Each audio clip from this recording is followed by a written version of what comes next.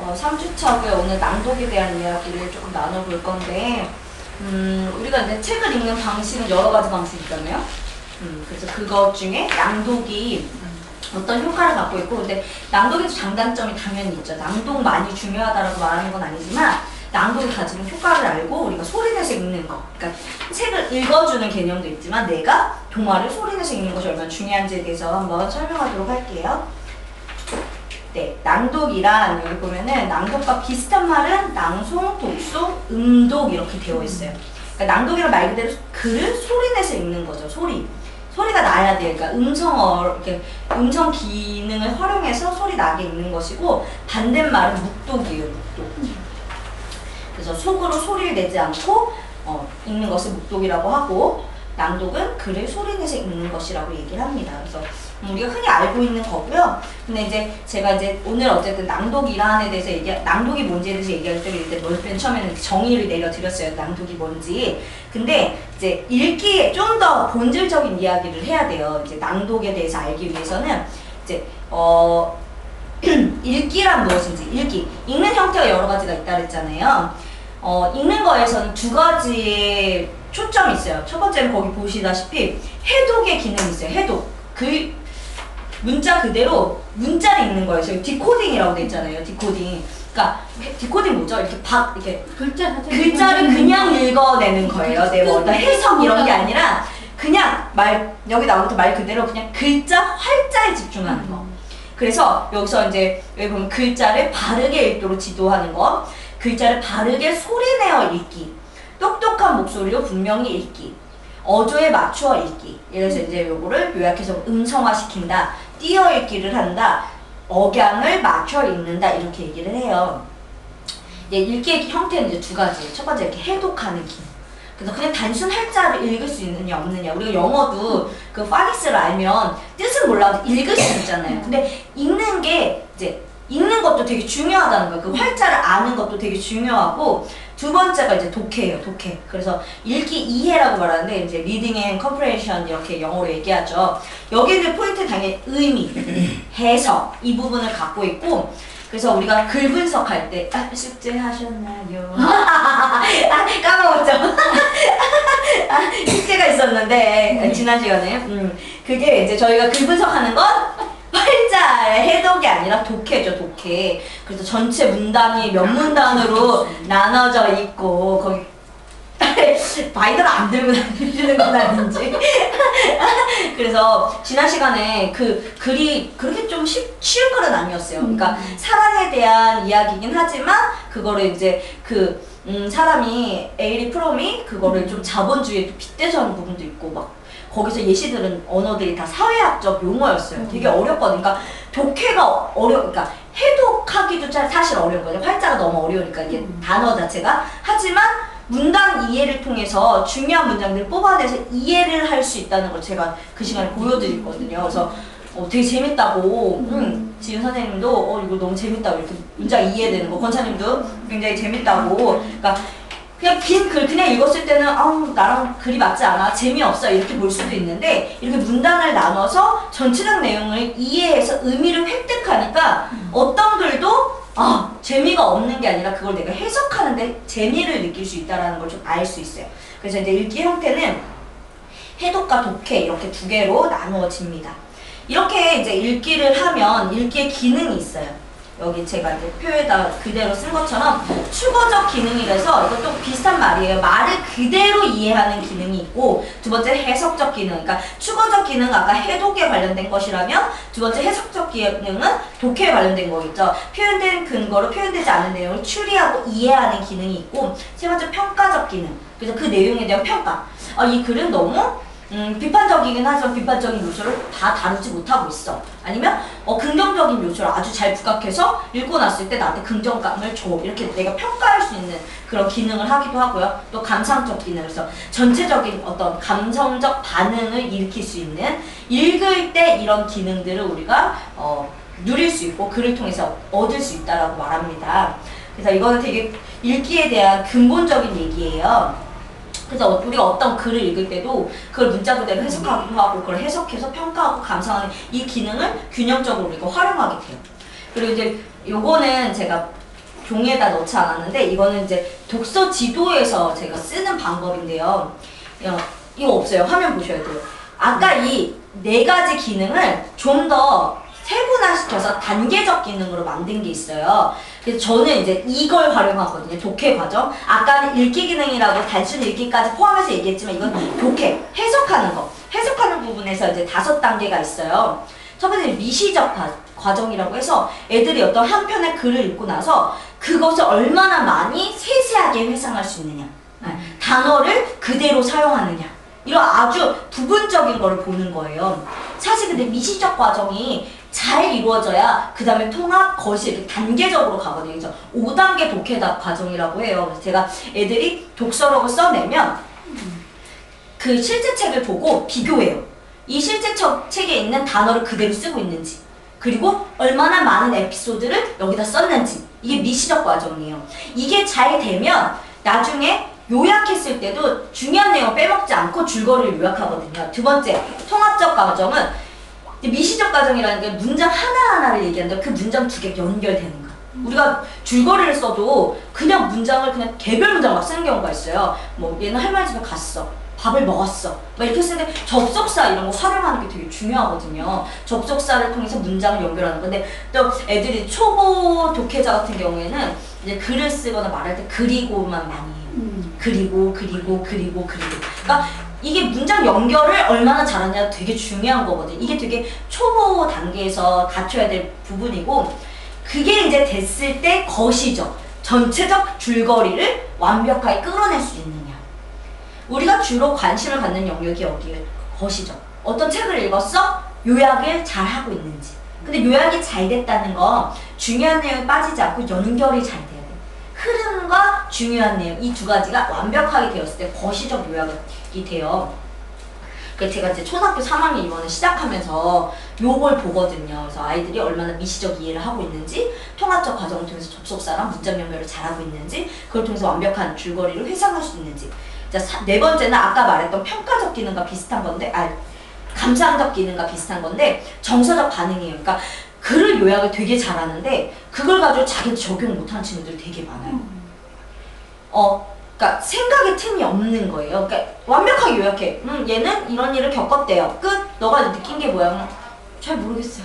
이런 친구들 되게 많아요. 그러니까 되게 이 미시적, 통합적, 거시적인 게 정말 잘 돼서 이해는 잘하는데 자기 생각을 집어넣는 거 너무 힘들어하는 친구 되게 많아요. 그래서 이 정교화 과정은 되게 고등 사고 과정이라 해서 이게 쉬운 건 사실 아니거든요. 어떤 그냥 이소부화를 읽고 그거를 나한테 적용한다. 이 동물회귀를 읽고 나한테 적용하는 건 되게 쉬운 게 아니거든요. 근데 어른들은 이제 이런 단연간의 경험과 뭐 이렇게 해오면서 이런 것들이 자연스럽게 되지만 아이들, 정말 어린 아이들을 봤을 때 이게 적용되기가 되게 힘들어요. 양치는 악어가 하는 거지 자기 하는 거 아니야. 이게 분리해서 생각하기 시작하는 거지 처음에는. 근데 이걸 계속 적용하게 만드는 거 그게 정교의 과정이고 5단계는 초인지 과정인데 이건 뭐냐면 자기가 독해하고 있는 과정을 자기가 인지하는 거예요. 이게 되게 높은 과정. 그러니까 작가한테 질문을 던지고 내가 어떤 부분에서 내가 너무 세세한 내용을 내가 잘 기억하지 못하는지 아니면 줄거리 흐름이 내가 그걸 자기가 평가하는 거예요. 사실 그러니까 초인지 과정 선생님이 해주는 부분이 될 수 있겠죠.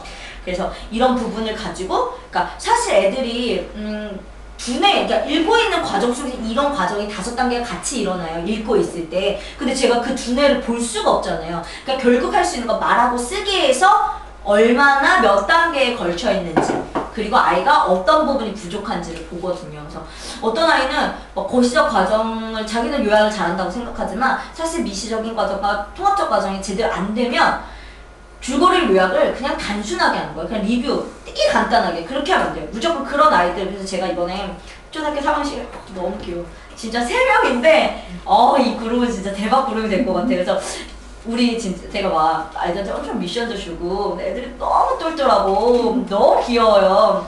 그래서 여기 들어온 애들이 복일 것 같을 정도로 너무 좋은데 그 애들하고 이제 막 하는데 애들한테 이제 이번 한 달 동안은 이 미시적 과정이 탄탄해지도록 회상 독서를 시키겠다 이렇게 해가지고 애들이 책을 30분 동안 읽고 한 페이지를 적는 거예요. 그러니까 이런 통합적 과정, 거시적 과정 필요 없어. 줄거리 요약. 근데 자꾸 이제 요약을 하려는 친구가 있어요. 그게 아니라 한 페이지 분량을 기억나는 걸 다 적어야 돼. 그걸 이제 한 달 동안 숙제로 내주고, 그래서 그 미션이 다 클리어 된 사람만 3명인데 다 된 사람만 10월에 시작하자고 애들 와 잘 할 수 있다고 그들 하고 있어요. 애들이 막 30분 한 페이지씩 쓰고 있는데, 그러니까 근데 되게 어려워요. 그러니까 이미 3학년 정도 되면 그래도 좀 독서를 했던 애들이기 때문에, 애들이 아예 독서 안 했던 애들이 아니에요. 엄마가 어휘를 쓴다는 얘기죠? 아니요. 문장을 쓰는데 세세한 내용들 다 기억했어야 돼요.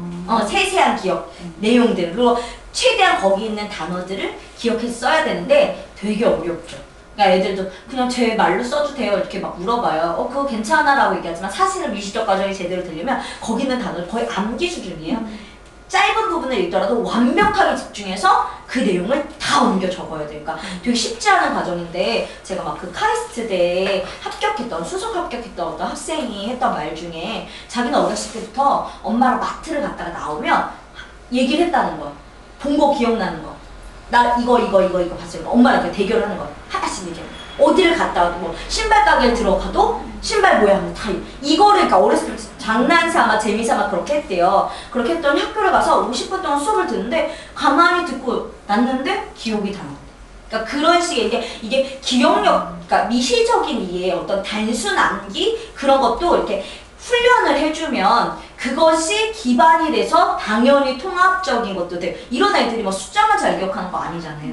그게 이제 연결되고 통합돼서 거시적, 정교와 초인지까지 되니까 이제 그 공부를 잘할 수밖에 없는 거거든요. 그래서 우리가 책을 읽을 때 우리는 맨날 스토리에 집착해가지고 무슨 얘기인지 아니면 나한테 무슨 교훈을 주는지 여기에만 생각하는데, 내가 독해 과정을 정말 탄탄하게 하고 싶다 그러면 미시적 이해라고 해서 회상 독서를 조금 해보시면은 그게 처음에 쉽지 않아요. 근데 그렇게 하다 보면 이런 문장의 인지, 그러니까 활자, 이게 거의 해독 수준이죠. 활자를 그대로 인지하는 거, 이런 게 훈련이 돼서 되게 좋은 효과를 가져올 수 있어요. 그래서 이런 독해 과정이 있다는 거 알아주시고요. 그래서 이제 읽기 과정이 있는데 3가지 과정이 있어요. 여기 보면은 상향식 과정이 있고 하향식, 상호작용이 있는데, 이게 뭐냐면 되게 다 비슷한 말이에요. 상향식이라는 건 해독이에요. 해독에 관련되는 독해를 이렇게 한다는 거예요. 독자가 매 단어의 눈동자를 멈춰야 돼. 그러니까 한 단어를 제대로 읽어야 돼. 그러니까 사실 낭독을 할 때 상향식 과정을 많이 하게 되죠. 우리가 묵독을 하면 스쳐 지나가는 단어들이 되게 많아요.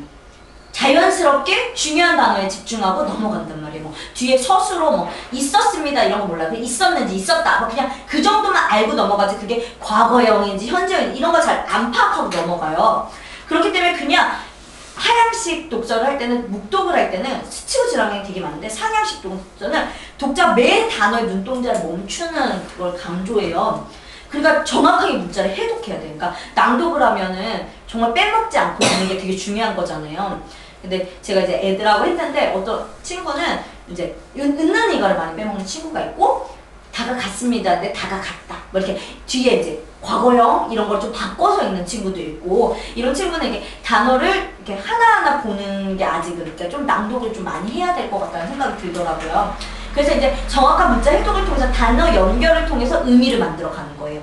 그리고 하향식은 아까 말한 것처럼 독자가 특정한 단어에 오래 머무는 거예요. 그러니까 스쳐 지나가고 빨리 스쳐 지나가고 중요한 단어 오래, 이건 의미를 파악하는 거라는 거예요. 그러니까 우리가 눈동자의 속도를 보면 그런 걸 알 수 있어요. 그래서 상호 과정이라는 건 매 단어에 멈추면서 오래 머무는 이 2가지를 할 때가 가장 이해도가 높아져요. 제가 정말 진짜 이번에 제가 인터뷰 하느냐고 애들 다 이제 낭독을 시키고 묵독을 시켜봤어요. 너무 재밌는 결과는, 진짜 한 친구는 정말 똘똘하게 진짜 잘 읽는데, 저 진짜 완전 원래 예비 모임에 엄청 공을 들여가지고 거의 전문가, 진짜 앉아서 그 영상을 막 몇 번씩 분석을 해요. 그러니까 뭐를 보냐면 눈동자 멈추는데, 단어 어디에 눈동자 멈추는지, 그리고 실제로 숨은 어디에 멈추는지, 이걸 봐요. 낭독하는 걸 막. 되게 재밌거든요.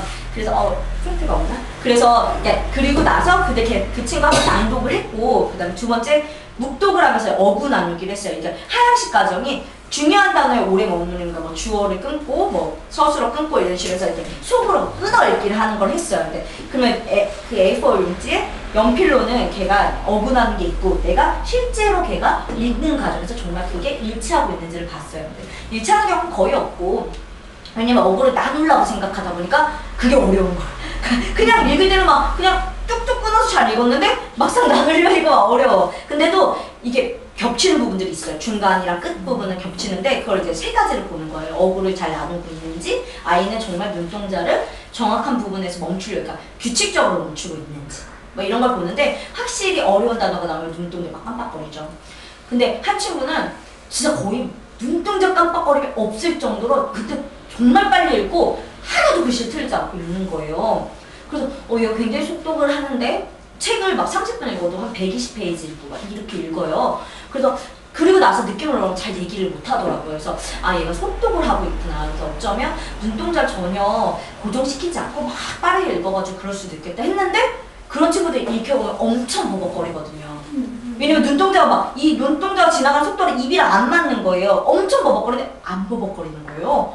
정말 잘 읽는 거야. 그리고 끊어 읽을 때 아주 짧게 끊어 읽지만 거의 아나운서 수준으로 읽는 거. 글씨 하나도 안 틀리고. 그렇게 빨리빨리 읽는데 거의 막 한 문장을 순간씩 통째로 읽고 뭐 이렇게 읽어요. 그래서 이제 읽고 나서 이제 그 친구한테 이제 줄거리를 얘기해보라 그랬고, 두 번째 친구는 읽을 때 걔는 좀 천천히 읽는 편이더라고요. 그리고 이제 느낌 얘기하면 잘 얘기하고 조금 케이스가 완전 정반대예요. 되게 특이하게. 근데 걔는 읽을 때 천천히 읽어요. 천천히 읽고 막 잘 모르겠는 건 더 천천히 읽고 막 좀 떠들거리기도 하고, 근데도 이제 정확하게 좀 쉬면서 이렇게 읽더라고. 눈동자 고정시키면서 딱 물어봤는데 인터뷰를 했는데 이 친구는 요약을 정말 잘해요. 이 첫 번째 친구는 전체 흐름 쫙 딱 얘기하는데 세세적인 얘기가 별로 없어. 근데 두 번째 친구는 세세적인 거, 무엇이 언제 있었고 막 이거를 아주 세세한 걸 다 기억하는 거예요. 그래서 제가 봤을 때, 그러니까 두 친구가 누가 옳은 건 아니에요. 그러니까 단계적으로 봤을 때 이 친구는 천천히 눈동자 매 단어를 고정시키고 있기 때문에 해독적인 기능에서 세부적인 내용들 아주 잘 기억하는 편인 거고, 이 친구 의미 단위를 확확 끊어서 읽기 때문에 전체 줄거리가 그냥 나오는 거예요. 그래서 그걸 보고 너무 재밌었어요. 그 눈동자의 속도와 그 숨 쉬는 거랑 애 빠르기와 해서 애가 회상을 하는 이제 케이스를 딱 보여줬는데 부모님들도 너무 신기한 거지. 그리고 또 부모님들이 생각했던 아이의 어떤 장점과 단점이 그대로 이제 부각이 되면서 딱 원하는 미션들이 생긴 거. 이 친구는 조금 너무 책을 빨리 내가 속독을 너무 하는데 그렇다고 정독하지 않는 건 아닌 것 같다. 줄거리를 명확하게 아니까. 근데 생각할 여유가 전혀 없기 때문에 느낌만 하기가 참 어렵다. 그래서 좀 천천히 읽고 중간중간 쉬어주고 질문을 던져주면서 이렇게 좀 속도를 맞춰주면 참 좋겠다. 엄마가 바라는 게 그거였더라고요. 너무 요약하는 걸 좋아하고, 또 엄마가 책을 막 이렇게 빨리 자라 그러고 마음껏 못 읽게 했대요. 그러더니 그러니까 애가 책 뺏겠고 책 너무 좋아하는 거죠. 그런 애가 다들 부러워요. 아니 그래요? 애가 막 이러면서 너무 부럽다고 하는데 엄마는 좀 걱정인 거야. 애가 너무 삼키듯이 막 책을 읽어버리는데 읽고 나서 느낌은 잘 얘기 못해요. 뭔가 정답을 얘기해야 되겠다는 생각도 조금 있고, 그러니까 요약하니까 애가 좀 생각이 이렇게 정리되는 애다 보니까 이거 뭔가 잘 얘기해야 되고 이러는 스타일에서 걔는 그런 걸 좀 원한다 하고, 하나에는 너무 스토리만 좋아. 느낌, 감성적인, 그러니까 좀 얘는 실용서적. 근데 저도 그 생각을 했거든요. 걔한테는 사실과 좀 감동적인 이야기 어떤 중간 지점이 필요할 것 같다. 또 한 친구는 또 만화책을, 또 얘는 또 정반대 케이스. 또 만화책 엄청 좋아해가지고 얘가 이제 은는이가를 많이 빼먹는 친구였어요. 딱 확실히 티가 나요. 그러니까 만화책을 많이 읽는 친구들은 글밥이 작은 걸 읽다 보니까 긴 문장을 완벽하게 읽지를 잘 못해요. 거의 뒤에 끝날 때 있어서 서술어를 거의 많이 틀리고 그냥 떠듬떠듬 읽고 막 그런 게 있더라고요. 근데 그래도 걔는 그런 만화책 좋아하는 이유가 그 호기심이 되게 많아서 그래요. 그래서 근데 이제 조금 더 이렇게 긴 문장을 쓸 수 있도록 스토리 이야기를 많이 읽혔으면 좋겠다. 이렇게 해서 이제 결론이 났는데, 그러니까 제가 한 거는 별로 없어요. 그냥 애들 읽혀보고 그 속도, 눈동자 속도랑 어디서 깜빡거리는지랑 숨을 어떻게 쉬고 있는지를 가지고 얼마나 해상하는지, 얼마나 느낌을 얘기하는지 이 정도 평가를 했는데, 이전에도 이제 첫 번째 기수할 때도 다 그렇게 해가지고 얘기를 했거든요. 그때는 좀 많이 치유가 필요한 애들이 많았는데 막 눈동자랑 막 입이랑 안 맞고 막 난리가 아니었는데 얘네는 이제 아직 다듬어지지 않은 거예요. 3학년이니까 3, 4학년이니까 아직 다듬어지지 않았고 책에 대해서 스트레스도 별로 없고, 그리고 무조건 재밌대요. 그래가지고 막 그런 거 막 시켰거든. 테스트하고 막 숙제 매일 안 하면 못해 막 이런데도 재밌다고 막 이런 애들이니까 아 얘네를 조금 이렇게 같이 만져서 이렇게 나가면 굉장히 부모한테도 도움이 되고 아이들도 좋겠다 이런데 그게 딱 읽기 과정만 본 거예요. 읽기 상향식 과정을 하고 있는지 하향식 과정을 하고 있는지 이 상호작용을 하고 있는지 확실히 이렇게 읽으면 당연히 그 인출이 그렇게 되더라고요. 거의 되게 신기할 정도로. 그 배경 지식이 없는 한 그 배경 지식이 있으면 좀 달라요. 빨리 읽어도 뭐 얘기할 수 있지만 없다라는 가정하에서 이렇게 5단계를 거치면 이렇게 5단계의 반응이 나온다는 거. 그래서 이런 읽기에 대한 이야기를 좀 나눠봤고요. 영상 하나를 보면 이게 낭독에 대한 이제 낭독의 효과에 대해서 얘기할 건데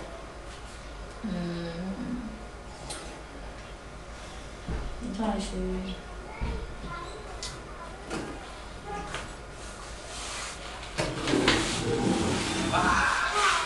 되게 무슨 MBC에 나오는 그런 건데 이거 낭독한 것과 묵독의 효과를 실험한 영상이에요. 그래서 아이들이 놀고 있어요. 그 와중에 빨리 물을 물감이 멋지게 물들었어요. 그런데 이렇게 낭독을 왜 준비해놓은 시켜? 얘도 되게 잘 읽죠. 근데 잘하는 그 친구는 스피치를 했대요. 좋아지나요? 잘했대. 그래서 재미난 실험을 한번 효과 있고 엄마 효과 하나도 없어요. 효과 있어. 낭독 진짜 잘한다. 귀여워. 너무 잘한다. 아, 뜨거. 정말 빠르게 그거. 진짜 됐습니다. 실험을 할 거야. 그 전에 뷰티풀을 먼저 영화 있는 것도 엄청 도움이 됐을 것 같아요.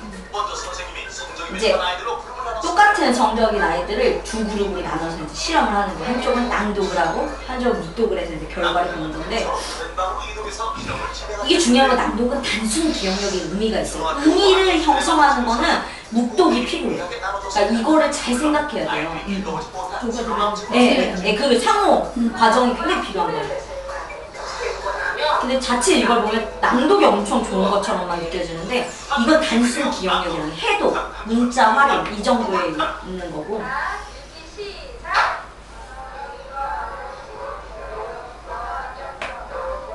열심히 수련해서 책을 읽는 아이들 같은 기록을 위해 낭독팀과 묵독팀 모두 같은 대회 기술을 정해줬습니다.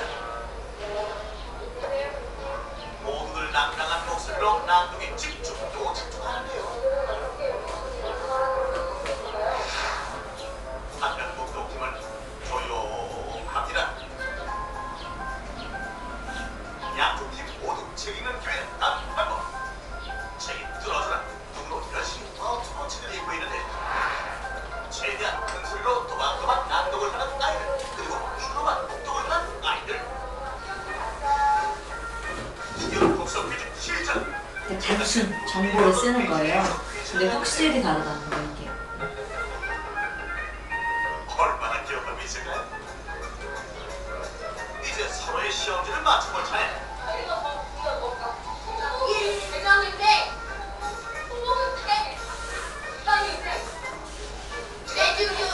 아니, 묵독팀 책을 읽기라 한 건가요?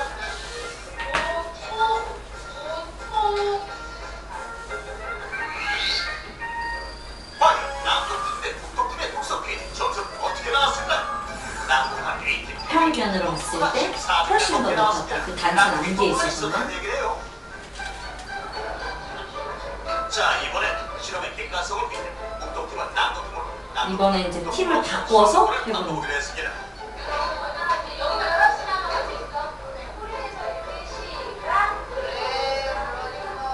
인사 테스트에서 묵독했던 아이들은 낭독했던 아이들은 묵독을 하는데요. 실험의 정확성을 위해 읽어야 할 내용은 1차 테스트와 다르게 지정한 독서 퀴즈를 냈습니다. 과연 힘을 받고 난 후 아이들은 어땠을까요? 좋았어요. 손 들고 싶은 사람.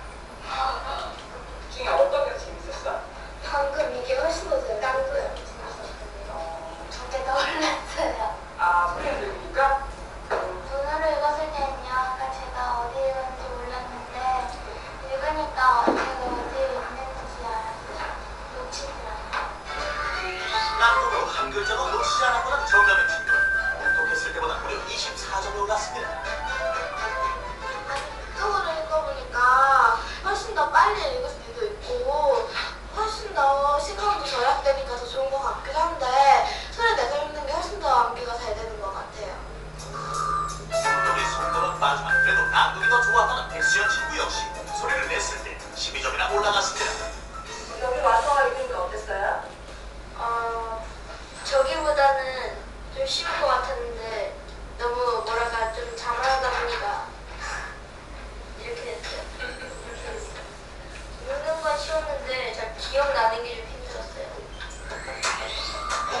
잘 나올 거라 생각했던 김현준 친구를 기대와는 달리 오히려 25점이나 떨어졌네요.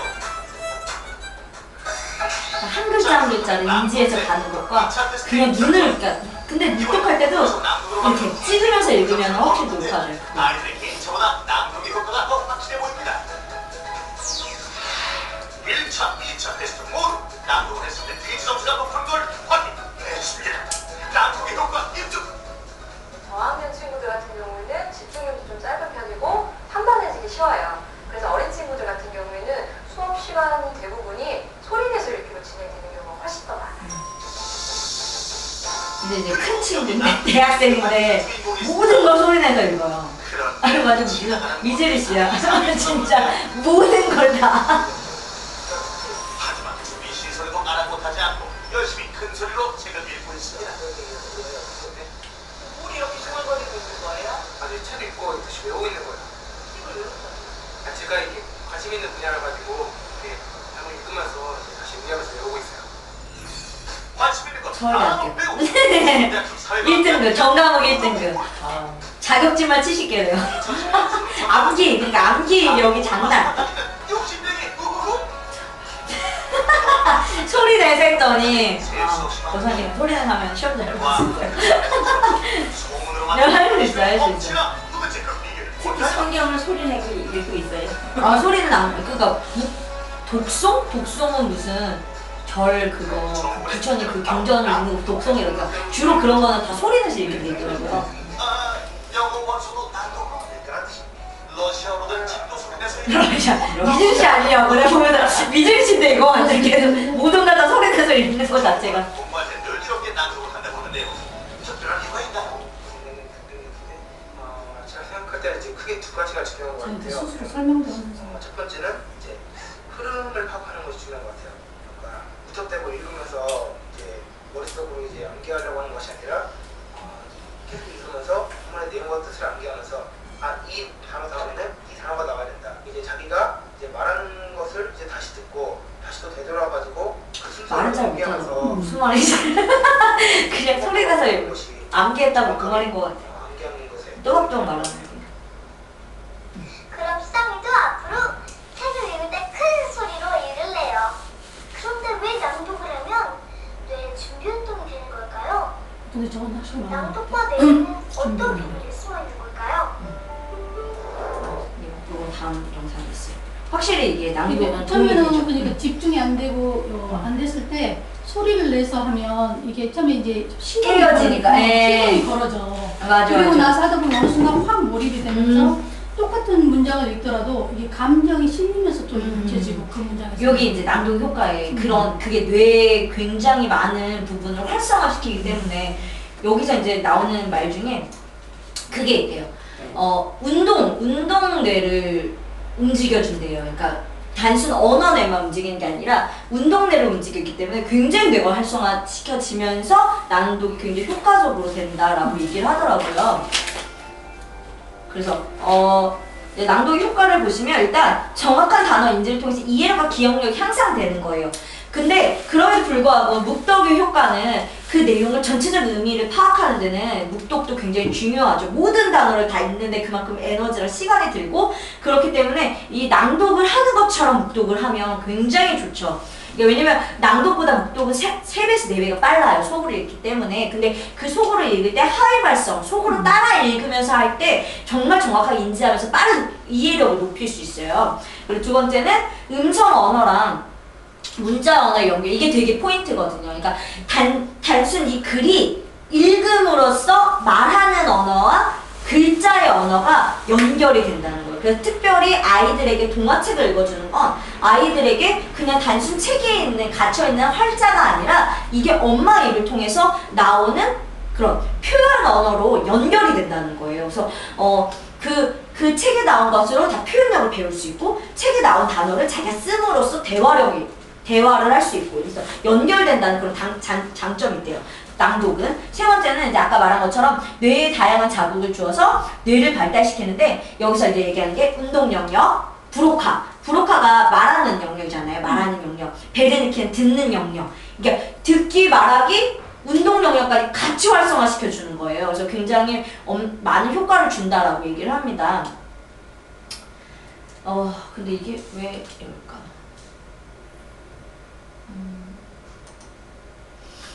잠시만요.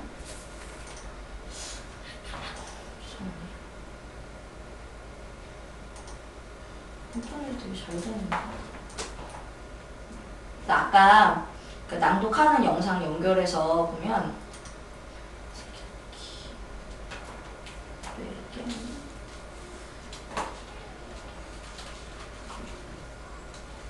이게 MBC에서 나왔던 프로그램인가봐요. 뇌를 깨우는 101가지 낭독의 비밀 편인데 우리나라 풍속파인 거는 바로 김홍도의 서당동인데 이 그림속 아이들도 지금 뇌의 중運동을 하고 이게 있는 서상에서 다 낭독하잖아요. 줄줄줄. 이게 이제 얼만큼 그 천장 다 외울 수 있게 하는 힘이다. 이렇게요.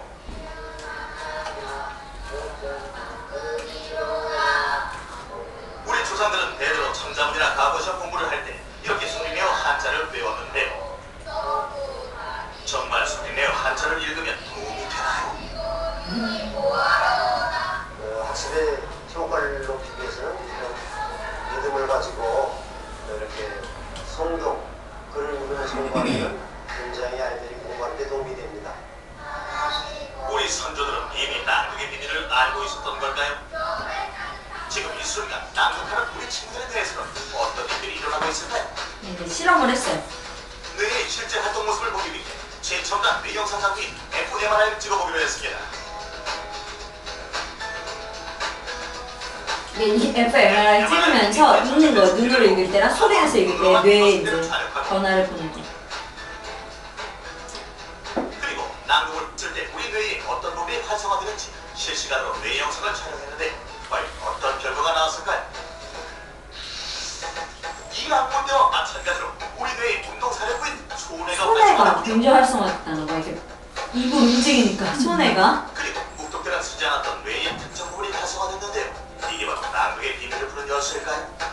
묵독과 차이나게 활성화된 부분이 있었대요. 사진이거든요. 그렇게 보면은 운동 영역이 활성화돼 있고 말하기 중추인 브로카 영역, 그 다음에 듣는 그게 청각 이제 베르니케 영역이 영역이죠. 훨씬 많이 활성화됐거든요.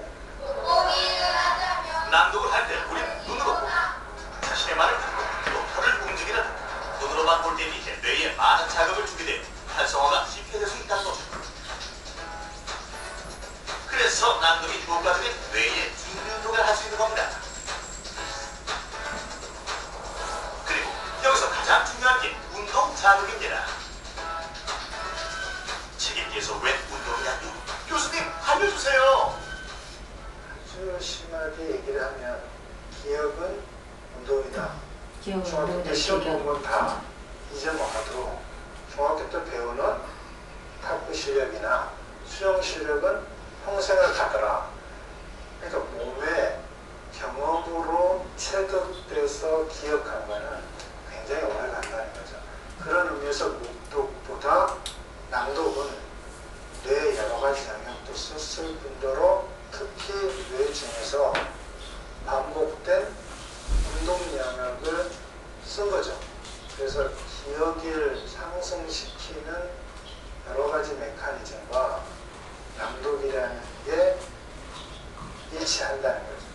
정말 날씬한 아가씨 인형뿐입니다. 낭독을 할 때 문자를 보기 위해 자, 이해되시죠? 이 운동 영역을 쓰기 때문에 반복된 운동 영역을 쓰기 때문에 그게 기억력과 연관이 있어서 심하게 말하면 기억은 운동이다 이렇게 표현을 하는 거예요. 그래서 제가 또 어떤 걸 보다가 보니까 이제 우리가 아이들이 한글을 떼잖아요. 그러면 그 한글을 뗐다는 건 활자를 인지하는 기호를 해독하는 그 첫 번째 과정이 됐다는 건데 여기서 묵독을 시키면 글자에 대한 언어 감각이 늘지 않는데요.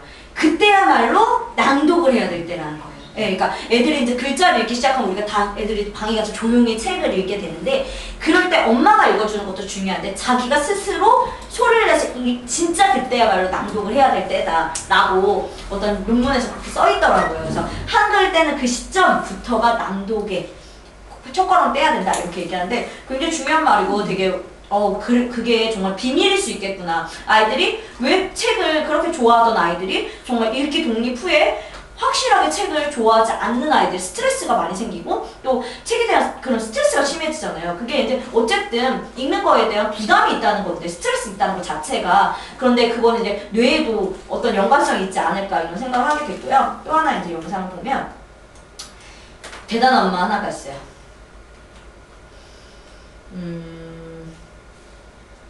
엄마 책 읽기의 중요성. 그런데 우리가 아이들한테 책을 좀 많이 읽어주면 얼만큼 읽어줘야 되느냐 늘 항상 부담이잖아요. 근데 공공에 적이 있으시더라고요. 한두 시간만으로는 아마 안 되실 것 같은데 1년 동안 무려 3,000권 이상의 책을 읽어주신 어머니가 계시답니다. 읽어주기 이제 효과. 이제 아까 낭독 얘기를 했고요. 계신데 이 둘 다 독서왕 남매를 펼쳤다고 해요. 어떤 사연인지 함께 만나보겠습니다. 인천에서 유명한 어린이 독서왕을 소개합니다. 바로 황무지방 똘똘이 9살 유술, 5살 유신입니다. 책벌레 남매의 책사랑은 요별한데요. 엄마와 함께 읽은 책이 올해만 무려 3,400권입니다. 이걸 다 기록을 해놓나 봐요. 재밌고 신선한 기분이 너무 좋아요. 생일날 주는 게 재밌어가지고요. 제가 맞벌이 하면서 세리 같은 경우는 따로 한글을 빨리 못 가르치고 7세 다 돼서 학교를 가야 되니까 이제 한글을 가르쳤거든요. 그러니까 많이 늦었죠. 그러면서 책 읽는 게 힘들었기 때문에 제가 많이 읽어주려고 도와주려고 책 읽기를 시작한 거고. 근데 이게 포인트였을 거예요. 얘가 스스로 읽었으면 엄마 안 읽어줬을 거고 얘는 이제 얘대로 크는 이런 애였을 텐데 읽어줄기의 효과가 굉장히 큰 7시만 되면 엄마는 아이들에게 직접 책을 읽어줍니다. 네, 또 엄마가 늦어. 그럼 넌 어떻게 해야 돼? 재밌게 반복해서 읽어주는 것이 독서왕 엄마의 핵심 비법이죠. 반복해야 된다. 네, 반복해서 읽어주는 거. 책 읽어주는 거 이상 더 해줄 수 있는 게 없다고 생각을 하게 됐습니다. 갑자기 생긴 15분 어쩌라시나요? 독서왕 남매의 엄마는 병원이고 은행이고 수영장이고 장소와 시간을 가리지 않고 책을 읽어줍니다. 짧은 시간에 해줄 수 있는 가장 중요한 역할이라고 엄마는 그렇게 생각하는 거예요. 맞벌이고 막 이러다 보니까. 맞아줍니다. 사람이 이런 시간 날 때마다 조금씩 주려고 노력하는 거예요. 매일 읽는 책이 하도 많다 보니 도서관 방문은 필수 코스. 책이 장난감인 두 남매에게 어린이 도서관은 놀이터보다 신나고 즐거운 곳입니다. 아이들 수준에 맞는 다양한 책이 있으니 책 선정에도 안성맞춤입니다. 아이들은 좋아하는 책을 통해서 미래를 꿈꿉니다. 쓰는 사람도 되고 싶었고 7살 때는 보석 디자이너도 되고 싶었고 마술사도 되고 싶었고 어떻게 그렇게 많게 됐어요? 책에 나오는 사람들이 너무 재밌게 해가지고 되고 싶었어요. 그러니까 다 직접 경험시켜줄 수 없잖아요. 이거 사실. 그러니까 간접 경험인데 그것이 아이들은 직접 경험과 맞먹는 효과를 주고 놀이터이죠.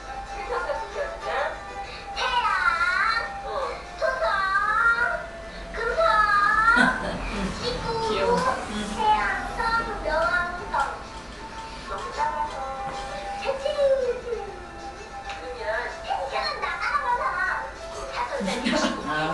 그러니까 어휘가 그냥 엄마가 하는 말과 그 지을 통해서 사고력과 지식이 쑥쑥 자라납니다. 강요하지 않는다면 아이들에게 책은 즐거운 놀이점이 될 수 있죠. 막 기다리는 아이가 거예요. 혼자서 읽은 책은 제목과 한 줄 소감을 기록해둡니다. 이건 유수리만의 독서 통장이라고 부르죠. 정리도 잘 되고 생각도 잘 돼요. 엄마 역시 여러 도서관에서 빌려와 읽은 수많은 책을 매일 기록해둡니다. 이를 통해 근데 보면은 우린 기록할 때 저도 기억하면 벌써 양식을 어떻게 만들지 이 생각을 하고 있느냐고 시간이 다 나는데 그냥 노트에 적는 거야 그냥 그냥 줄 거서 3,000권은 지나서 현재 한 3,400권 정도 되거든요. 그래서 조금 더 노력하면 4,000권도 되지 않을까. 누가 독서지만 하실까봐 거실에도 주방에도 손나는 어린이나 책이 있습니다. 책꽂이만 있는 게 아니라 책을 막 분산시켜서 책입니다. 언제든 책이 가까이 있게끔 만드는 거고 유신이는 아이의 책을 끌어안고 잠이 들었대요. 연기는 안 되죠. 이제 엄마가 늘 책으로 잘 때도 계속 책을 읽고 이렇게 하니까 제가 생각하는 한 아이들한테 지금 해줄 수 있는 가장 큰 역할이 책임이라고 생각하고요. 아이들이 커갈 때까지 그러니까 이런 영상을 보면 우리가 대단하다 이 엄마 하는데 사실 이 엄마 입장에서는 그런 거잖아요. 해줄 수 있는 것 중에 한 가지를 선택해야 했었는데, 이제 책 읽어주는 거고, 또 그게 뭐 누군가가 책 읽기가 좋다 그래서 시작했다기보다 한글을 못 깨우쳐서, 그러니까 뭔가 대단한 것이 아니라 오히려 그 한글을 못 깨우쳐서 엄마가 읽어준 게 엄청난 효과가 됐던 것 같아요. 그래서 읽어주기를 절대 포기하지 말라 이런 얘기가 있거든요. 그래서 읽어주는 것들에 대해서 우리가 좀 더 생각하면 참 좋지 않을까 이런 생각이 들어요. 아, 여기 읽어주기 효과는 제가 이게 프린트를 좀 빨리 하고 뒤늦게 좀 수정을 하느냐고 내용이 여기 있는 게 있고 막 이런데, 잠시만요. 거기 없을 거예요. 그래서 뒷장에 그냥 쓰셔도 되고, 그러면 이제 이 엄마를 통해서도 알 수 있지만 읽어주기는 어떤 효과를 갖고 있을까. 첫 번째는 일단 이제 언어 감각이 발달하는데, 그건 이제 청각의 비밀이 있어요. 우리 늘 얘기하지만 가장 귀가 가장 먼저 열리잖아요. 청각이 굉장히 발달하는데 그 청각에 발달한 것을 기반으로 읽기까지 연결이 됩니다. 그래서 언어 감각이 자연스럽게 발달할 수 있는 방법이고요. 읽어주기를 통해서 이제 청각이 발달하지 않는 상태에서 아이가 읽기를 하게 되면 이 뇌가 발달하는 그 순서가 맞지 않아서 굉장히 스트레스를 준다고 해요. 그러니까 이따 좀 영상에도 지난번에 좀 봤던 영상인데 다시 한번 볼게요. 두 번째는 언어의 경험. 그러니까 책을 읽어주면서 엄마가 그것을 대화문을 읽어주고 생생하게 읽어줌으로써 언어 경험을 하는 거예요. 그러니까 엄마 아빠의 대화만으로만 언어 경험을 하는 게 아니라 책에 나온 이야기를 통해서 그 언어 경험을 하고 당연히 지식의 확장. 그 아이처럼 뭐 행성을 줄 세워볼까 하면 그 다 책에서 나온 거를 자기가 이렇게 자연스럽게 그 사실 수성분석 이거 배우려면 몇 학년이나 돼야 배울까? 그치? 초등학교 들어가서 뭐 지구과학 막 이런 거 나올 때 배우려면 그 우리 때 막 그 외우고 그런데 이 아이는 그냥 책을 통해서 만났고, 그러니까 자기가 확실히 남자애니까 과학적 이런 거에 관심이 많은 것 같아. 그림 그리고. 이제 저희 국제학교에도 있는 남자애 하나가 있는데 걔는 되게 뭐 사회성은 좀 많이 발달하지 못했어요. 좀 아이들 특징이 그렇더라고요. 책을 좋아하면 약간은 자기만의 세계가 너무 강한데 걔는 정말 역사를 좋아해요. 역사. 그러면 좀 되게 인문지식이 되게 강한 애 같지만 또 과학을 엄청 좋아하는데 과학책을 읽으면 자기 노트가 있어요. 정말 뼈를 다 똑같이 그려요. 네. 생물 그거를 그림을 완전 똑같이 그려요. 뼈를 하나하나 그런 걸 너무 좋아하는데 그렇게 해가지고 뭐 누가 사촌 오빠가 있는 형이 있는데 너 이런 거 잘 해놓으면 나중에 과학고를 갔대요. 과학고 갈 때 포트폴리오가 되면 도움이 되니까 또 그런 것도 관심이 많아요. 뭔가 자기 진로에 대해서 4학년인데 애가 그래요. 그래서 그거를 쉬는 시간에도 맨날 그리고 막 그 혈액형 할 때 적혈구랑 이런 거 똑같이 그리고 그걸 되게 이해를 잘해요. 생물에 대한 관심이 엄청 많아가지고 그 도서관을 가면 생물에 관련된 책을 읽는데 이제 막 그런 만화로 된 거, 걔 수준에 맞는 거 다 읽은 거예요, 사실. 그러니까 어른 책을 막 골랐는데 한 번은 어떤 책을 빌려왔는데 제목이 뭐였더라? 난자 정자 이런 거였어요. 뭐 정자에서 온 여자, 뭐 난자, 뭐 그런 제목이라서 애들이 큰 애들이 고등학교 때 보자마자 너 이런 책도 읽어? 그래서 막 놀렸어요. 너 그렇게 안 봤는데 근데 뒤에 봤더니 이제 생식에 관련된 건데 이제 생식 진화론이라는 게 있더라고요. 그래가지고 이제 걔가 요즘에 생식에 관련된 관심이 되게 많았대요. 근데 보니까 그러니까 동물에 대한 생식의 내용인 줄 알았는데 제목은 다 동물에 대한 건데 그게 다 남자가 바람피는 이유 뭐 이런 게 엄청 많이 써있는 거야. 그러니까 제목은 다 동물에, 그러니까 왜냐면 진화론 자체가 동물과 사람을 일치해서 생각을 하니까 제목은 막 왜 뭐 어떤 동물은 막 왜 사자는 뭐 앙코르스 보호하지 않을까 뭐 이런 거야. 그래서 그 동물에 대한 얘기인가 하고 읽어보면 남편이 바람 피는 얘기 뭐 그건 너무 당연하고 뭐 생물학적 뭐 그런 걸 엄청 그게 써있는데 그걸 읽고 있는 거예요. 그래서 너무 당황스러워가지고 그래서 엄마한테 제가 장문으로 이런 책을 아직은 읽을 때가 아닌 것 같다 했는데 걔가 그 밤에 그 책을 읽냐 잠을 안 잤다는 거야. 그냥 그런 쪽 자기가 좋아하니까 그 책을 누가 언제쯤 읽을 수나 있을까. 그래 내가 좀 지도가 많이 필요한 책인 것 같으니까 좀 다른 책 읽었으면 좋겠다 했는데 진짜 되게 당황스럽더라고요. 앞부분을 봤는데 그래서 조금밖에 안 읽어서 이제 설명을 해서 진짜 생식에 관련된 게 궁금한 동물에 관련된 걸 말이야. 이건 사람 얘기나 결국에 다 진짜 그래요. 밑에 내용은 다 부부관계 막 그런 게 다 써있는 거예요. 그러니까 어른들을 위한 책이니까 어른들은 또 그거 동물에 빗대 생각하는 거 좋아하니까 근데 애가 이걸 성관계 자체를 그 동물의 그런 걸로 다 그냥 인지를 해버리니까 되게 그런 거예요. 근데 걔가 그쪽에 관심 있으니까 그리고 책을 좋아하는 애들은 그래서 책 지도가 조금 필요한 게 그런 쪽으로 막 빠져 들어가서 막 어렸을 때도 막 좀 그런 책들, 막 태백산맥도 오리지널로 읽으면 굉장히 야한 내용이 굉장히 많은데 그런 걸 막 시리즈로 역사니까 막 읽는 애들 되게 많고 그래서 그런 거 좀 지도도 필요하고 근데 어쨌든 지식적 확장은 굉장히 커지는 거예요. 그러니까 실제로 내가 그 뭐 연구소에 가서 실험한 거를 봤다던가 체험을 하면 우리가 관심이 많잖아요. 그래서 키자니아 이런 거 가는 게 직업 체험하면 이제 관심 생기니까 직접적인 경험을 통해서 주는 건데 신기하게도 어린 아이들은 그러니까 어른들도 마찬가지 이 뇌라는 게 뇌에는 비밀이 있어서 읽어서 그걸 상상하면 진짜로 인지하는 그것이 있어서 굉장히 좋은 직접적 경험을 준다고 말할 수 있어요. 그리고 세 번째는 소통 방식과 정서적 안정감을 주겠죠. 어쨌든 읽어주기 때문에 엄마랑 소통을 하는 거고 아빠랑 소통을 하는 거고 그걸 통해서 정서적 안정감을 굉장히 누릴 수 있어요. 그래서 읽어주기는 그런 효과를 갖고 있고 늘 말하는 두뇌 발달에서 베르네케와 브로카 영역 베르니케는 듣고 이해하는 부분, 브로카는 그것을 말로 표현하는 거. 그러니까 엄마가 하니까 당연히 듣겠죠. 베르니케가 발달하죠. 그런데 이제 말하면서 계속 물어보죠. 저도 계속 물어봐요. 소리가 막 있으면. 근데 되게 아까 되게 똑똑한 거잖아요. 또 막상 물어보면 답을 이래요. 답을 안 얘기해. 그리고 소리가 이거 빌려주신 책 이거 전영 선생님 빌려줬는데 이 책을 엄청 좋아해요. 막 학을 읽어달라고 막 이러는데 막 여기 동물 그림 엄청 많잖아요. 막 이제 그림에 빠져가지고 물어보고 이게 누구야? 그럼 대답도 못해. 막 이러면서 있는데 이 책을 되게 좋아해요. 되게 재밌어하고. 네. 이게 다 그림으로 돼 있고 다 허그라는 말밖에 있으니까 보면 막 허그 막 이러면서 있는데 진짜 전영 선생님 이걸 읽고 나면 애들이 막 그 안아주는 거 막 허그에 대한 게 막 생긴다 했는데 진짜 효과가 있더라고요. 그림도 너무 예쁘고 아유 귀여워. 즐거워서 막 허그 읽어달래. 진짜 귀여워요 진짜. 그러니까 그런 그림을 통해서 또 특히 이런 건 아예 내용이 안아줘라는 내용을 담고 있으니까 그냥 엄마의 친밀함 뿐만 아니라 그림을 통해서 그 친밀함, 안아주는 거 이런 거 느끼게 되니까 그런 정서적 안정감도 있는 것 같아요. 그림책 읽어줄 때 어떤 평온한 거가 저 그림의 색채와 또 그림의 필체 이런 게 너무 아름답잖아요. 너무 귀여운 거야. 나만 아무도 안 안아줘. 막. 근데 이제 엄마가 나타났어. 보보야! 막 이러고 오면은 이제 엄마랑 안 근데 애들이 그걸 느끼더라고. 나 너무 신기했어. 나는 우리가 배경 지식 있으니까 그런 줄 알았는데 이거 소리도 느끼는 거예요. 엄마 나타나. 그런 다음에 이제 코끼리를 안아줄 수 있게. 전에는 안아준다 해도 못 안아줬는데 그래서 허그한다 막 이러는데 진짜 아이들 너무 아름답더라고요. 그래서 이 책을 읽고 나면 이제 이 책을 읽은 블로거들이 이제 막 올린 걸 봤는데 엄마들이겠죠. 막 우리 애를 한 번 더 안아줘야 되겠다. 엄마한테도 그런 결심을 주는 거야.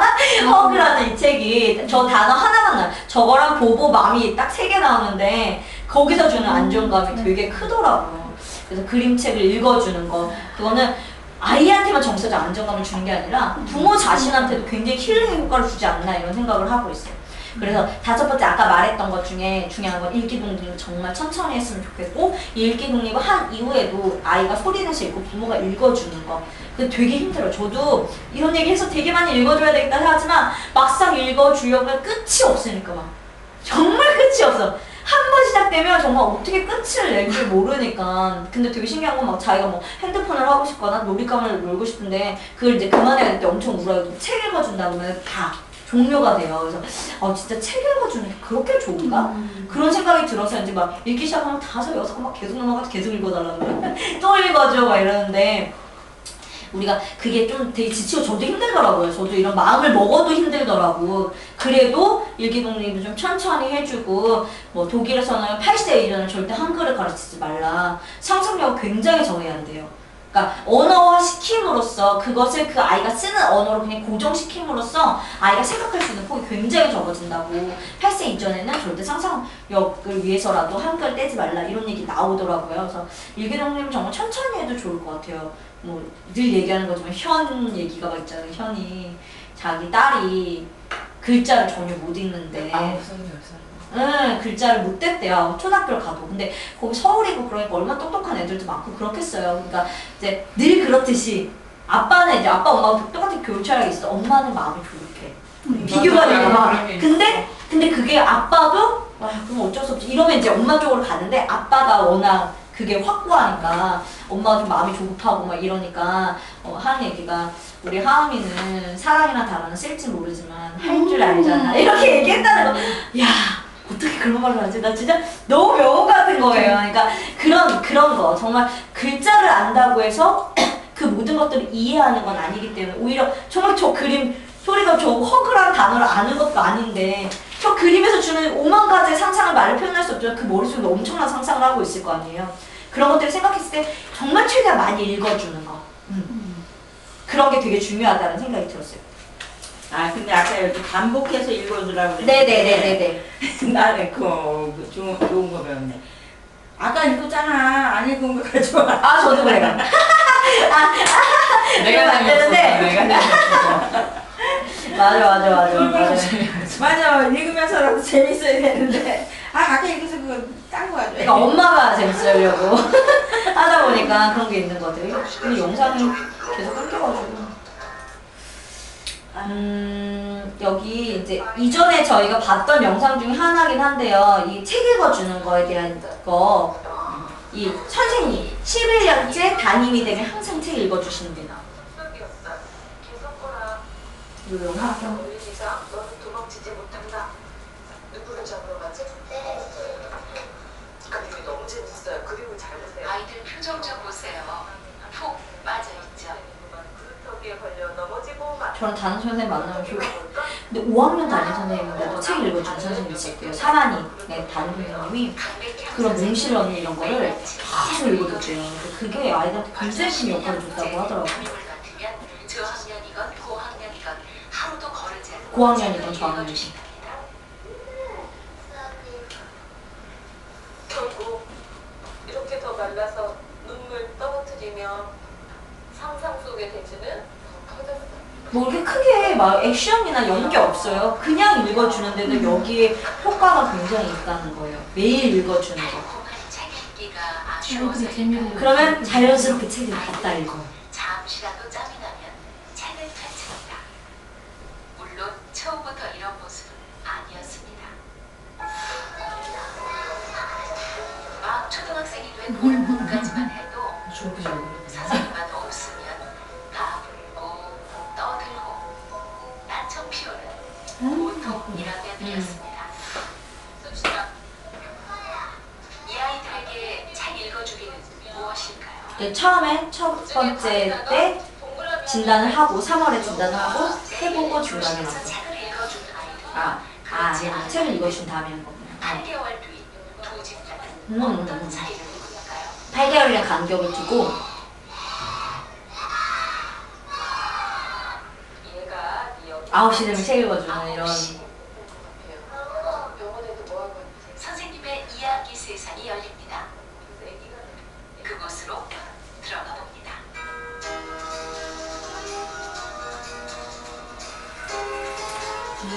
선생님도 가르치고 근데 내가 어떤 걸 가르치더라도 읽어주기엔 되게 중요하다는 생각이 엄청 많이 드는 것 같아요. 미국 독서학계를 대표하는 학자 데이비드 피어슨. 책 읽어주기는 그의 중요한 연구 주제이기도 하죠. 강백현 선생님의 책 읽기는 어떤 인상을 남겼을까요? 혼자 읽는 것과 읽어주는 것은 무슨 차이가 있을까요? But I think a lot of teachers read aloud because they want kids to enjoy that experience of encountering the ideas and the language in the books. Read alouds are a way of stretching the kids' experience with ideas and knowledge. 사냥을 떠나자의 작가 마이클 로젠. 영국에서는 이야기 들려주는 사람으로 유명합니다.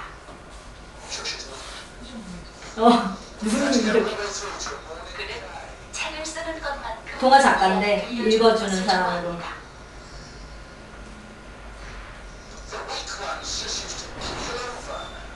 말없이 살아있는 이야기는 이의 세계를 이끌어주는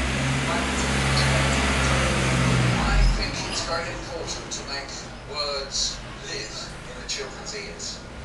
It's very difficult for children to make a transition to make the journey from the page to our oral language, and from the oral language to the page. Oh, there's Melanie. That's a shame, she's really nice. You used to fancy Melanie or something. Yeah, weak ones. 마이클의 익살은 책의 언어와 말하기의 언어가 하나임을 가르치는 방법입니다. It's very interesting to show children that the spoken and the written are closer than you think. And I think that's very, very important to show children that words are attached to people. 영국 도서관에서 진행하는 아빠와의 놀이 시간. 그런데 왜 도서관에 이런 시간이 있을까요?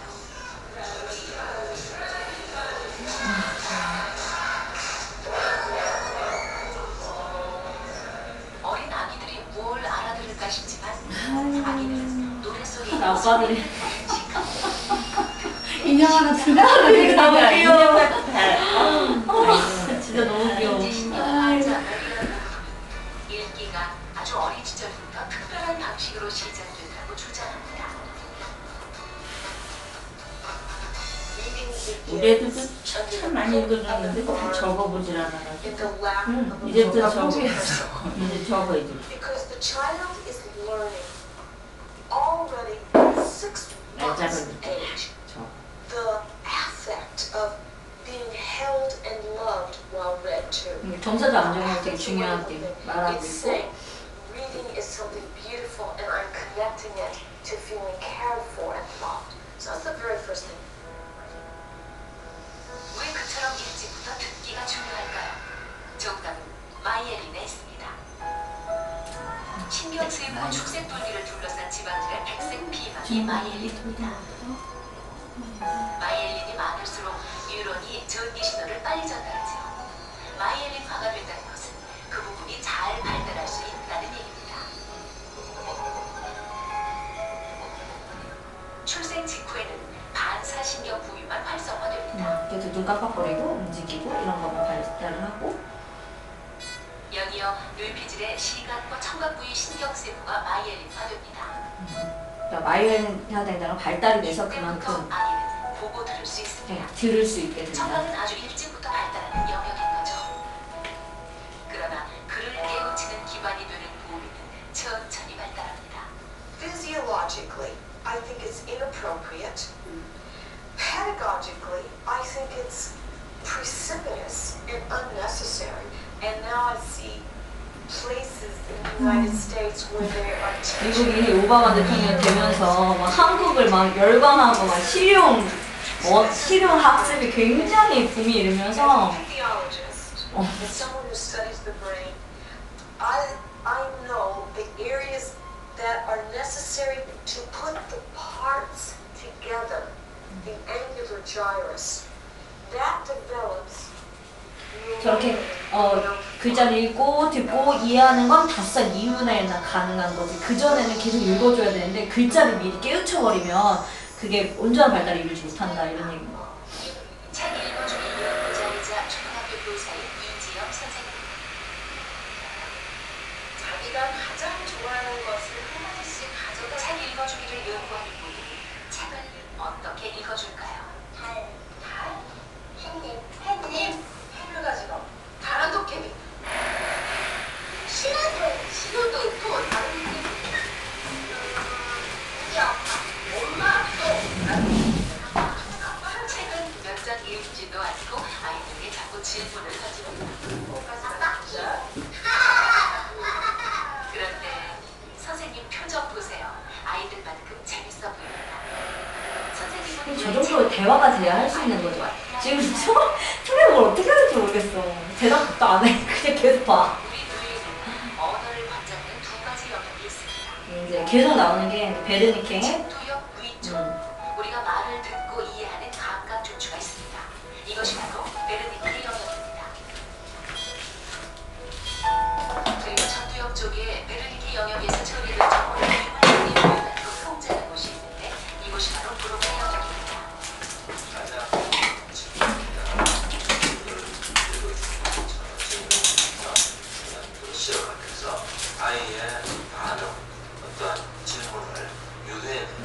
걔랑 그렇게 동시에 하려면 중간중간 쉬면서 질문을 해야지 이해하고 대답하고 이게 같이 계속 이루어져야 잘 되는 거예요. 발전할 수 있도록 옆에서 도와주는 그러한 책임기가 가장 좋다고 생각합니다.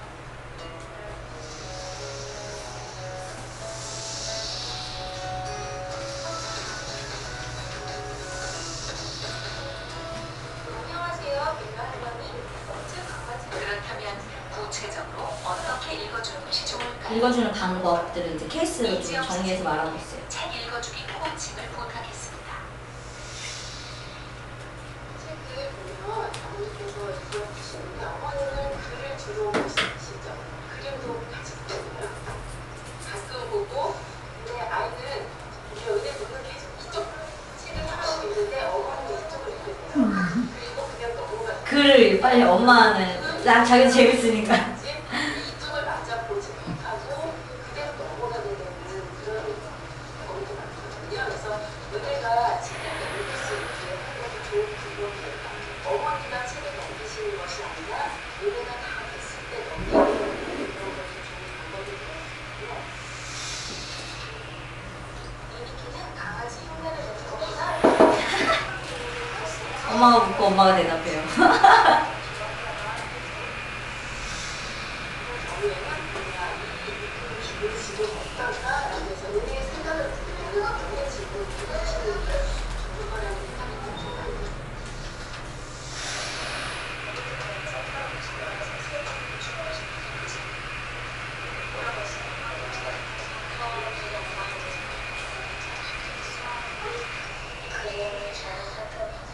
무슨 책이었어?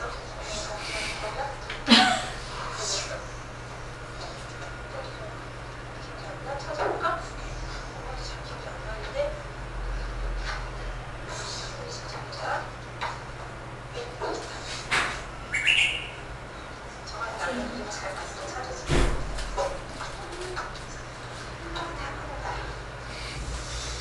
할아버지 양말로 웃으니까 책 속에 소금을 네?